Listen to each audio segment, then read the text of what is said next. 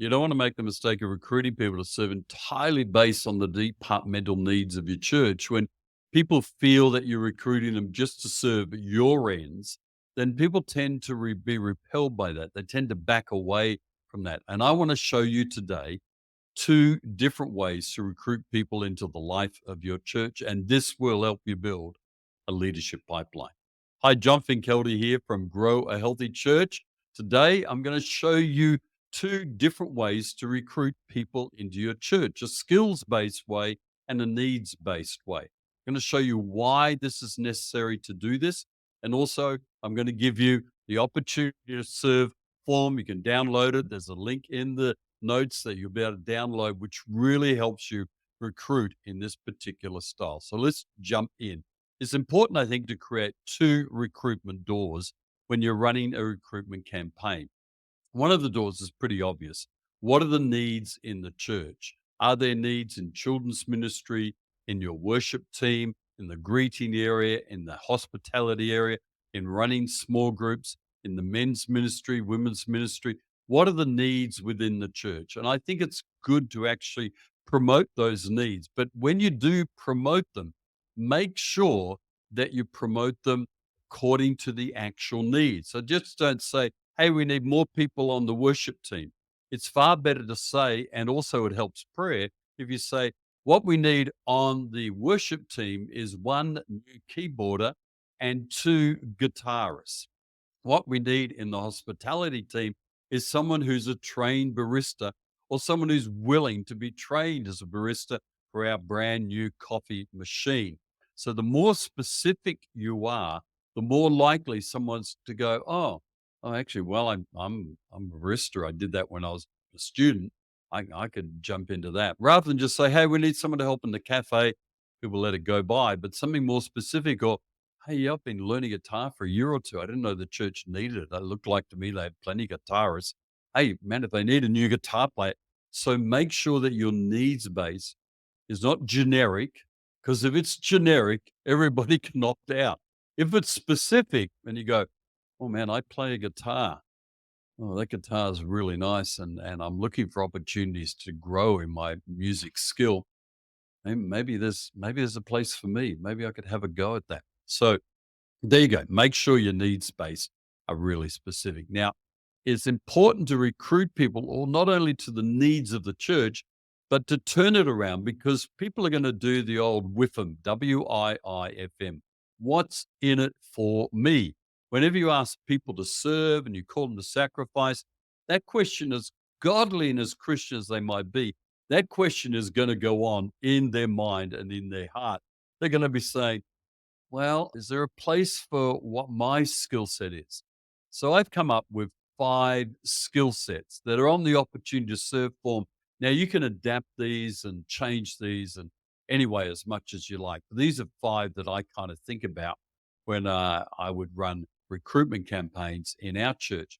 First one was the tech head, people who love just to work in anything that's technical. This might be sound desk, computers, lighting, multimedia. It might be editing stuff. It might be developing software apps for the church, all sorts of things. For people who are tech heads, you can tap into those tech heads so much in church today. Second group is a friendly face. People who just kind of love being around people. They're sanguine. They kind of love hanging around people.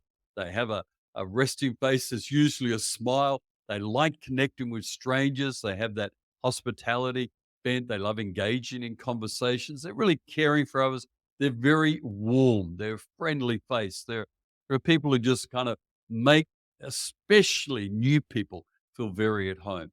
Third group are the creatives. This is your photographers, your videographers, your singers, your musicians, your graphic designers, your dance people, your design people, your set design, but also your furniture design, the furnishings of your church, all that area of art and craft and creativity and writing and poetry and plays and every aspect of creativity you can think of. There are people in your church who love writing. They're brilliant at writing. And they're the sort of people that you want help when you're writing your blog posts. They're the sort of people when you're You're writing some copy, some blurb to promote an event. Get those people writing the words, crafting the words. Maybe using a bit of AI to start. People with that skill set, oh my goodness, they got a way with words that draws you into that event or that story or that blog post. Fourth is connection builders. These are people who are fairly natural networkers. These are people who love to kind of connect with other people, but then also take great joy in linking people together. They make great small group leaders. They make great team leaders. They make great department leaders because they can see, hey, you do well there. Let's link you up here. Let's connect you here. Or come to my connect group. We've got great connect group. Come to my small group. Come to my ministry over here. So there are connect builders, people who are natural networkers. And some of you who are into this episode are going, I think that's my skill set. Yep, I actually think it's one of mine. I do have an ability to create networks, to build networks, to network with people. And it's just a natural for me. Those people, get them involved, especially in team leading. And the fifth one is task lovers. These are the list lovers.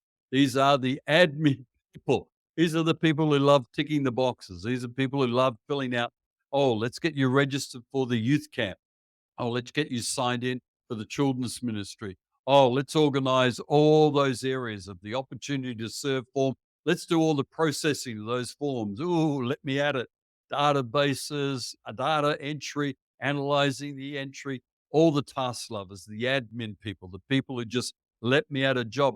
Now, this also can go into the area of maintenance of the church property.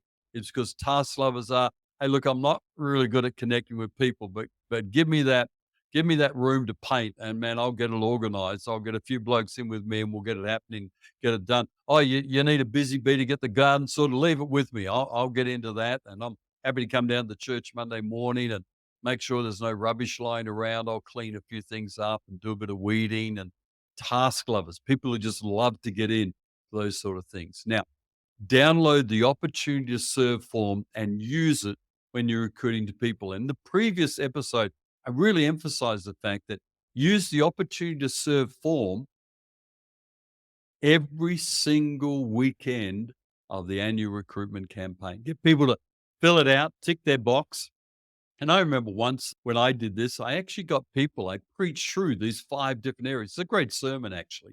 You preach through it, and you can put people out there as examples of a task lover, an admin person, the networking friendly face, the creative, all those different areas, all those different areas. You can actually highlight people just to go, oh, yeah, they do. They do love that sort of admin stuff, don't they?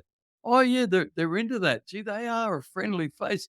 That is so true. Gee, they're very artistic, aren't they? That's true.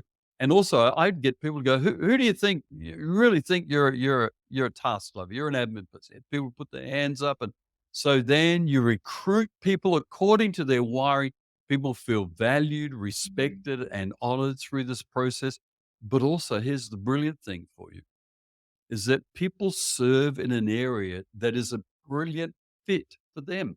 It's the right shape. It's like the hand going into the tailor-made glove where they go, "Oh, yes, that's the right fit for me." If you put a task lover as a greeter, they may get the job done okay. But if you put a friendly face as a greeter, oh my goodness, they're going to shine. Every person comes through the door will feel warmly welcome, not kind of like, right, you're in here now, go find your seat, sorted, right, box tick. I want that person on the door. You want that friendly face. So there you go. Download the opportunity to serve form. And thank you if you've already a subscriber. But if you haven't subscribed that, smash that subscribe button because you don't want to miss the coming episodes on building a leadership pipeline.